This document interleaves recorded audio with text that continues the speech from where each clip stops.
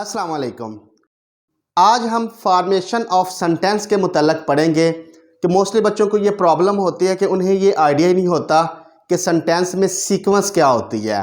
तो जैसे कि उर्दू है उसमें सीक्वेंस और होगी और इंग्लिश सेंटेंस में सीक्वेंस जो होती है वो चेंज होती है।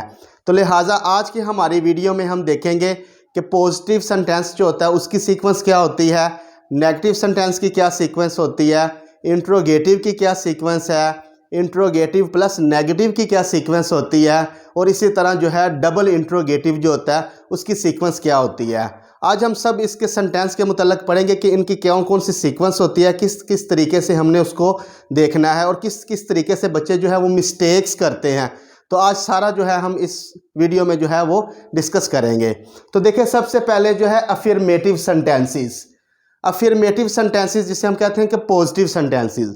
पॉजिटिव सेंटेंसेस में हम देखेंगे कि कौन सी सीक्वेंस होती है। जैसा कि हम देखते हैं कि ही इज़ रीडिंग बुक्स, कि वो किताबें पढ़ रहा है।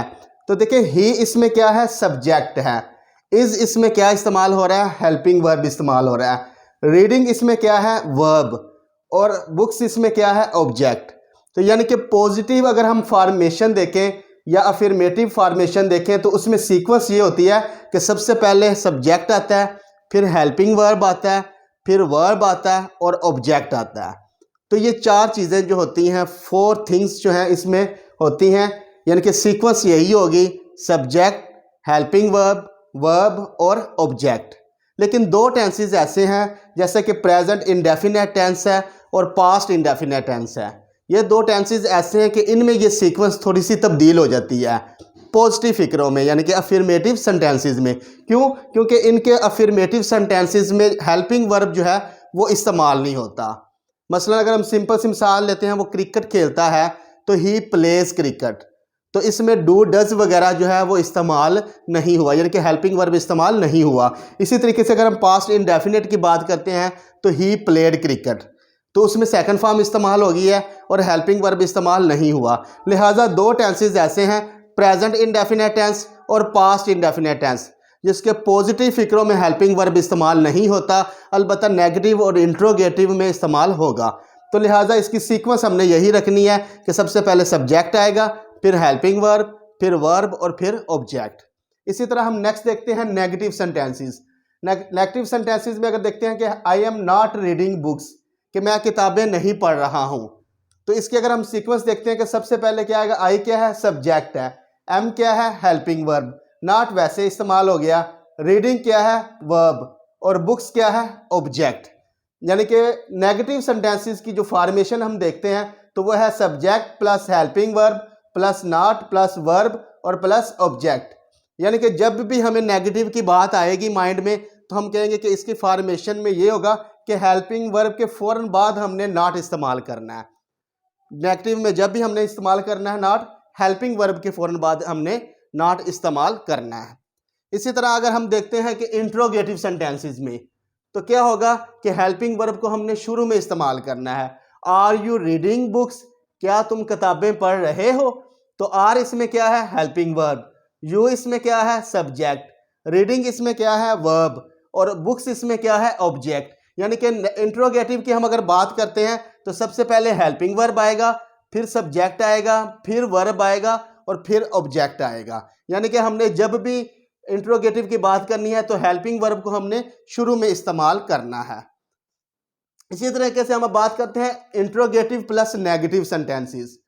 कि इंट्रोगेटिव और नेगेटिव में क्या होता है, मसलन are you not reading books, क्या तुम किताबें नहीं पढ़ रहे हो, तो इसमें क्या होता है, आर इसमें क्या है, हेल्पिंग वर्ब, यू इसमें क्या है, सब्जेक्ट, नॉट वैसे आ गया, प्लस रीडिंग क्या है, वर्ब, और बुक्स क्या है, ऑब्जेक्ट। अगर हम वैसे बात करें तो मुख्तलिफ टेंसेस में वर्ब की जो फॉर्म होती है वो चेंज होती है, हेल्पिंग वर्ब जो होते हैं वो तब्दील होते हैं। तो यहाँ पे हमने जस्ट एक कॉमन सेंटेंस लिया हुआ है जिसकी हम बात कर रहे हैं। तो इसमें क्या होगा कि इंट्रोगेटिव में प्लस नेगेटिव में ये होता है कि सबसे पहले हेल्पिंग वर्ब आएगा, फिर सब्जेक्ट आएगा, फिर नॉट, फिर वर्ब और फिर ऑब्जेक्ट। यानी कि हेल्पिंग वर्ब तो शुरू में इस्तेमाल होगा इंट्रोगेटिव में, लेकिन जब हम साथ नेगेटिव की बात करेंगे तो नेगेटिव में ये होगा कि सब्जेक्ट के फ़ौरन बाद हमने नॉट इस्तेमाल करना है। ठीक है, क्योंकि आगे पहले ये होता था कि हेल्पिंग वर्ब के बाद हम नॉट इस्तेमाल करते थे, तो हेल्पिंग वर्ब जब शुरू में आ गया तो लिहाजा क्या हो जाएगा, फिर नॉट वैसे ही सब्जेक्ट के बाद आ जाएगा। तो लिहाजा इंट्रोगेटिव प्लस नेगेटिव में हमने ये ख्याल करना है कि सबसे शुरू में क्या आएगा, हेल्पिंग वर्ब, फिर सब्जेक्ट, फिर फौरन बाद हमने नॉट इस्तेमाल करना है, और फिर वर्ब, और फिर ऑब्जेक्ट आएगा।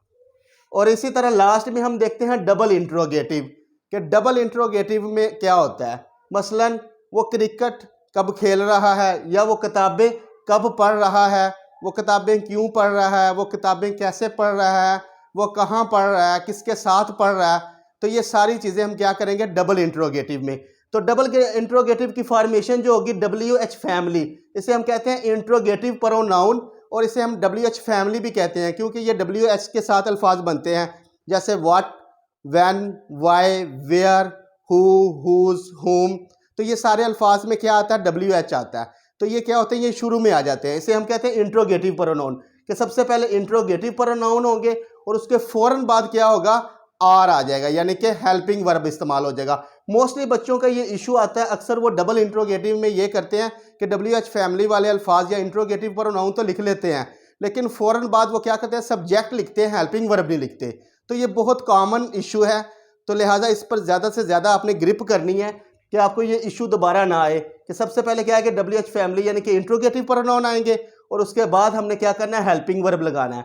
हेल्पिंग वर्ब के बाद सब्जेक्ट आएगा, प्लस वर्ब आएगा, और लास्ट में क्या आ जाएगा, ऑब्जेक्ट आ जाएगा, और इंट्रोगेटिव मार्क जो है वो साथ साथ हमने लगाते जाना है।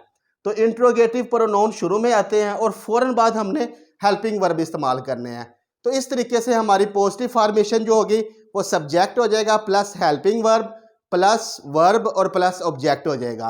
अगर हम नेगेटिव की बात करते हैं तो subject plus helping verb plus not आ जाएगा, प्लस वर्ब और प्लस ऑब्जेक्ट हो जाएगा। अगर हम बात करते हैं इंट्रोगेटिव की तो हेल्पिंग वर्ब शुरू में आ जाएगा, प्लस सब्जेक्ट हो जाएगा, प्लस वर्ब और प्लस ऑब्जेक्ट हो जाएगा। अगर हम बात करते हैं इंट्रोगेटिव प्लस नेगेटिव की तो हेल्पिंग वर्ब शुरू में आ जाएगा, फिर सब्जेक्ट आ जाएगा, फिर नॉट आ जाएगा, फिर वर्ब और फिर ऑब्जेक्ट आ जाएगा।